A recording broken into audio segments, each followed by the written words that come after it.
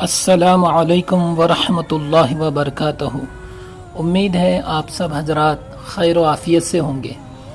کیا آپ سب کو پتہ ہے کہ ہمارے چینل پر قرآن اور حدیث کی روشنی میں ذکر و اذکار بتائے جاتے ہیں اور دینی معلومات بتائے جاتے ہیں، لیکن محترم بزرگوں، دوستوں، خواتین و حضرات، ذکر و اذکار میں اور وظائف میں نور اور اثر فرائض کے اہتمام سے آ سکتا ہے کہ آج ہماری زندگیوں میں کئی الجھنیں ہیں، پریشانیاں ہیں، مصیبتیں اور حالات ہیں۔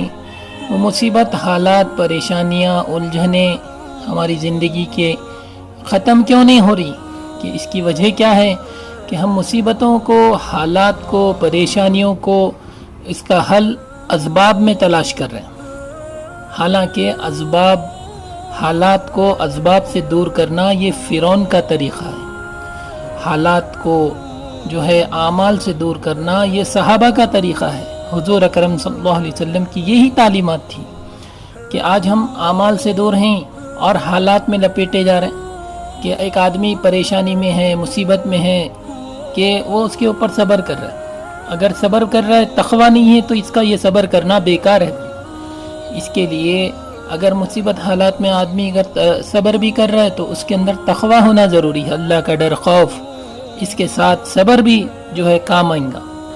ورنہ آج جو ہے مصیبتیں، حالات ہماری دور کرنے نہیں ہونے کی سب سے بڑی وجہ یہی ہے کہ ہم اسباب سے تعلق جوڑے ہوئے ہیں، اللہ سے تعلق ہمارا ٹوٹا ہوا ہے۔ اس کے لیے اللہ سے ہمارا تعلق جڑ جائے، اسی فکر کو ہم دن و رات ہمارے اپنی زندگیوں کے اندر، اپنے گھرانوں کے اندر میں اس بات کی فکر کو لاتے رہیں۔ اس کے لیے ہم سب اعمال کے پابند ہوں کہ پریشانی حالات آ گئے، صحابہ کی طرح ہم بھی 2 رکعت نماز پڑھ کے اللہ سے لینے والے بن جائیں، اس کی نقل تو کرنے والے بن جائیں۔ اور اگر کہ اسی طرح سے کوئی کام شروع کر رہے ہیں تو کام شروع کرنے سے پہلے اللہ سے مشورہ کر لیں، استخارے کی نماز پڑھ کے۔